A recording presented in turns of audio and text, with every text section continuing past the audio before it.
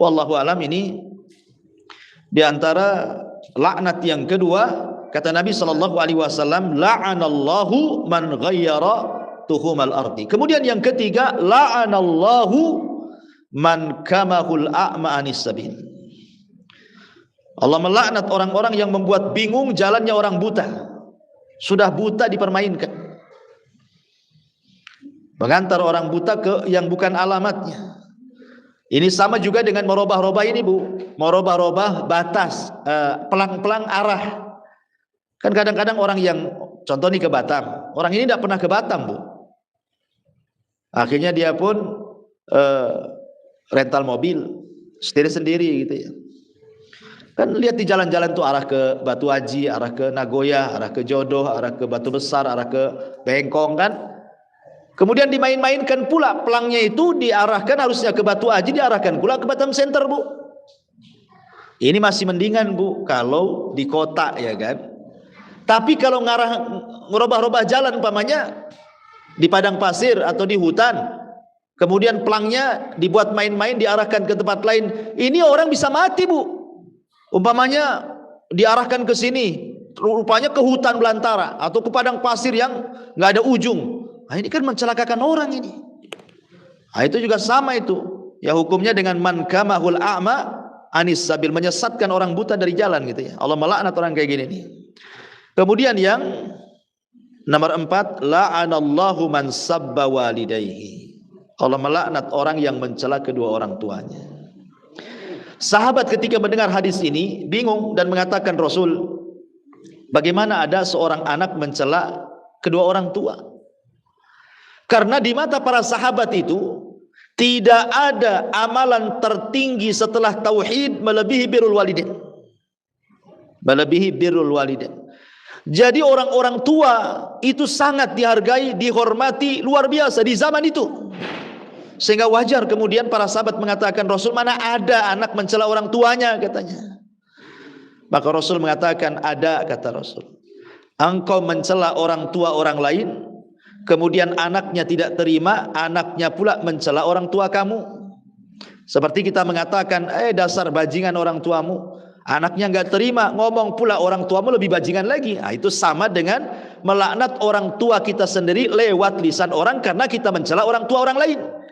Ya, maka hati-hati. Yang seperti ini saja dianggap mencela orang tua, padahal yang mencela orang lain. Tapi yang menyebabkan orang lain mencela orang tua itu kita gitu. Apalagi orang yang telak-telak dia mencela orang tuanya sendiri, naudzubillah. Dicacinya orang tuanya, dimakinya, direndahkannya dengan lisannya, apalagi sampai dengan tangannya. Dibuat orang tuanya lapar, dibuat orang tuanya sedih, dibuat orang tuanya sakit, apalagi sampai tingkat membunuh, naudzubillah. Seperti yang terjadi di negeri kita ini, ada loh anak bunuh orang tuanya. Akalnya di mana tuh? Gara-gara minta sepeda motor nggak dikasih, dibantai orang tuanya. Gara-gara ingin dapat waris cepat, diracun orang tuanya. Nah, ini sudah durhaka, di atasnya durhaka lagi nih. Ya, maka Rasul mengatakan, la'anallahu man sabba walidayhi. Allah melaknat orang yang mencela kedua orang tuanya. Dan yang terakhir, la'anallahu man amila amala qaumi lutin. Allah melaknat orang-orang yang mengamalkan perbuatan kaum Lut, LGBT. Subhanallah. Di Batam ini, jangan cerita Indonesia, Bu.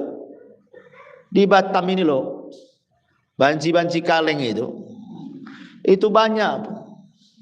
Bahkan saya ini punya pengalaman, apa udah diceritakan nggak sama ibu tuh? Saya subuh-subuh itu kan ada jadwal, Bu, di Puskopkar itu.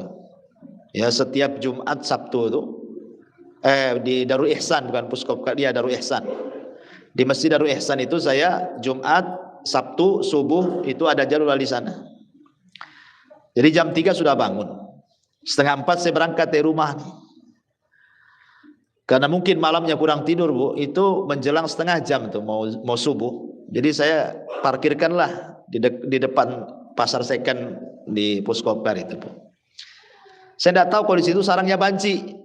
Ya, Bu ya. Jadi mobil itu ya namanya ngantuk, daripada saya celaka ya saya mau tidurkan 5 menit, 10 menit jadilah, daripada nggak tahan ngantuk. Sekali baru mau baring tuh. Jadi kursi mobil saya rebahkan, baru mungkin 2-3 menit mau baring, rupanya mobil tuh kaca mobil ada yang ngetuk kan itu. Tuk tuk tuk, bang bang katanya. Subhanallah, pas saya turunkan banjir. Langsung saya gas kaki 1000, Bu. Langsung hilang ngantuknya. Asli hilang ngantuknya tuh. Langsung saya udah langsung ngacir langsung ke masjid.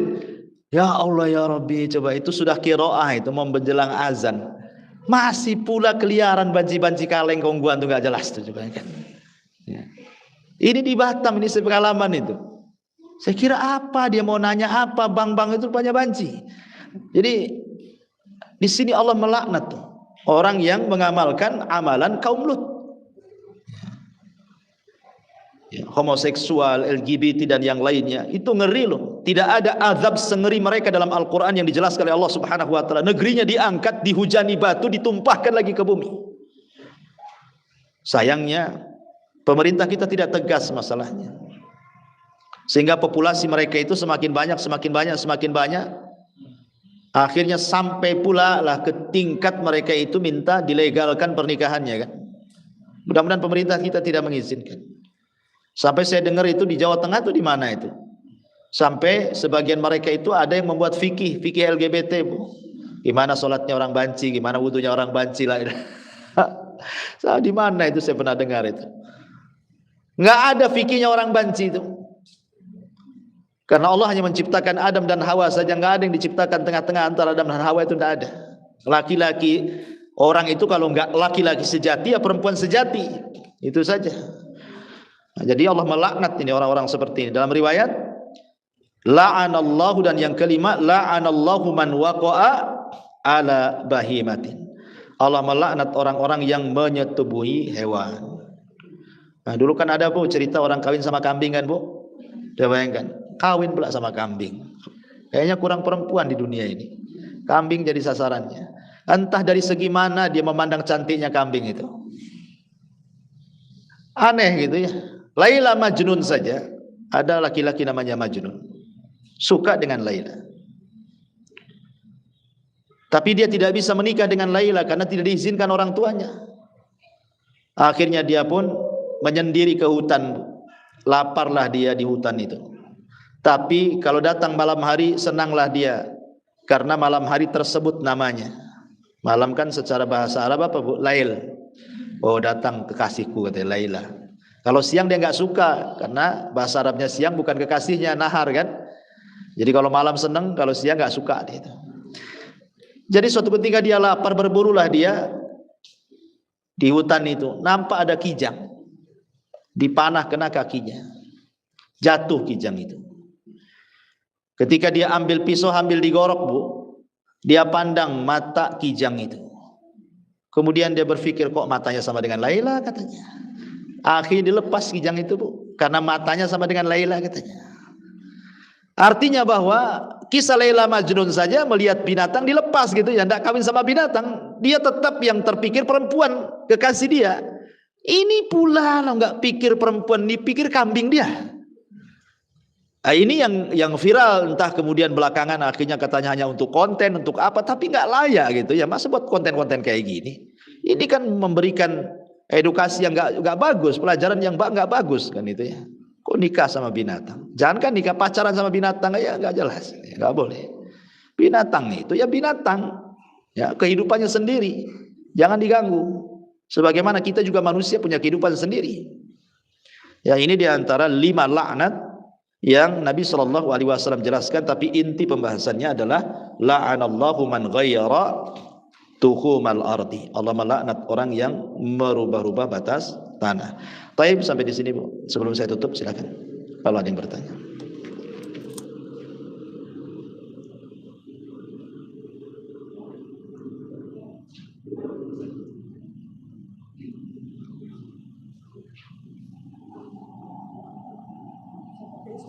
Ya.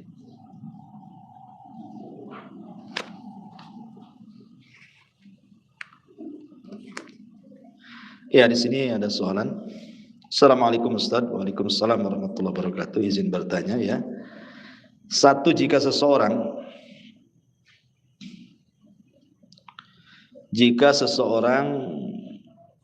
apa ini, kesiangan bangun sholat subuh. Mungkin sekitar jam 6 pagi pas matahari baru terbit. Apakah ia boleh langsung melaksanakan sholat subuh pada waktu itu? Iya.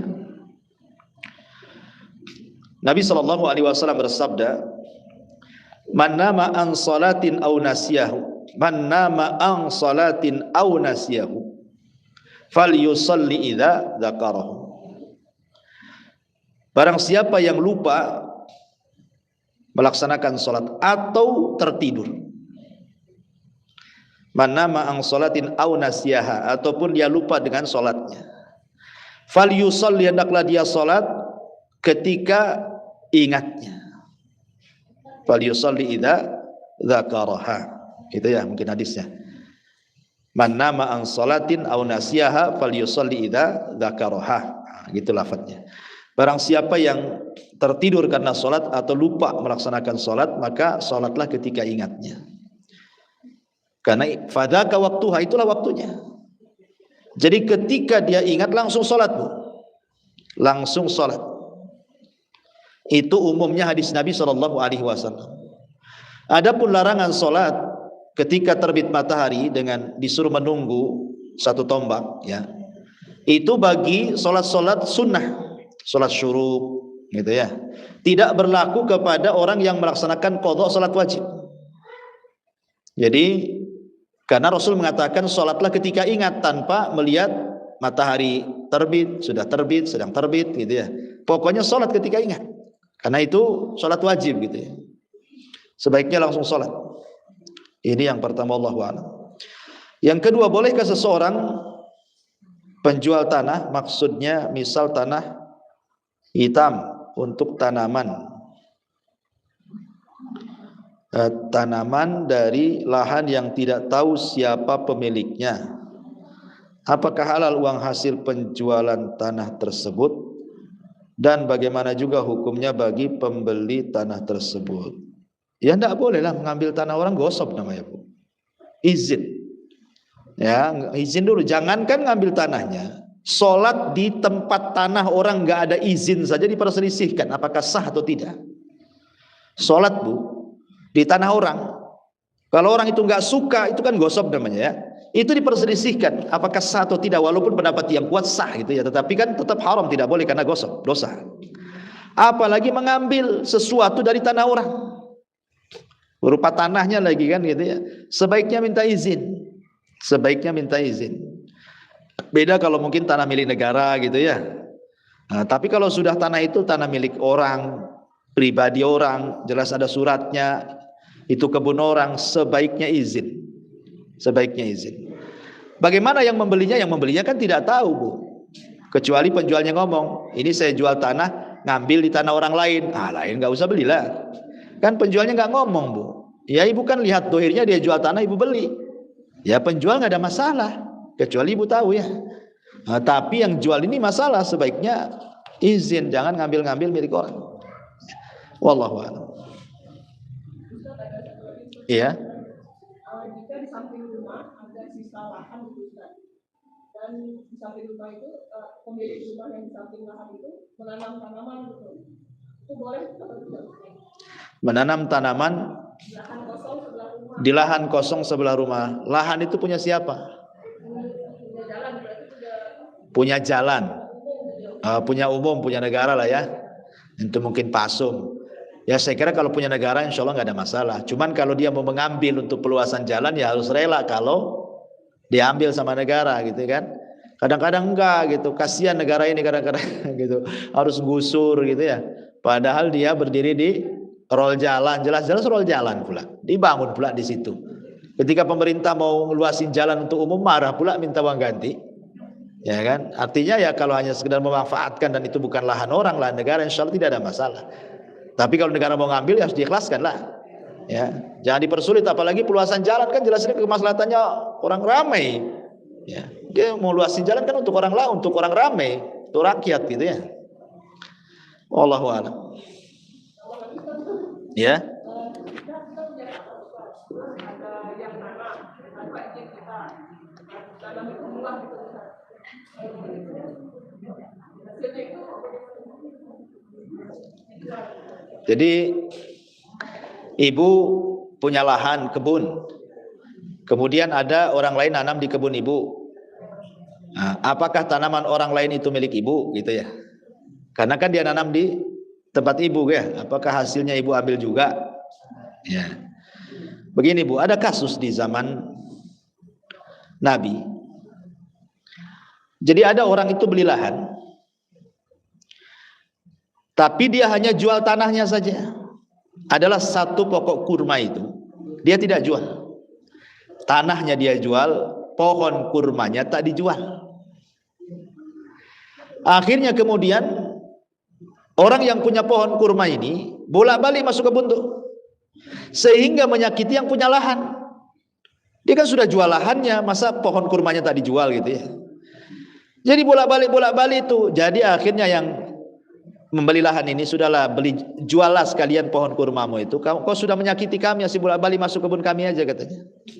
Dia mengatakan tidak, saya nggak akan jual pokok kurma itu katanya. Kamu menyakiti saya, ya gimana, itu kan pokok kurma saya katanya. Sampailah kepada Nabi.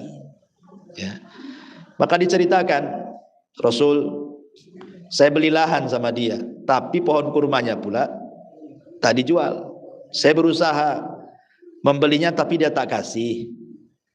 Padahal dia menyakiti bolak-balik masuk kebun gue itu. Maka Rasul mengatakan kepada pemilik kurma itu, jual kepada saudaramu. Berapa harganya?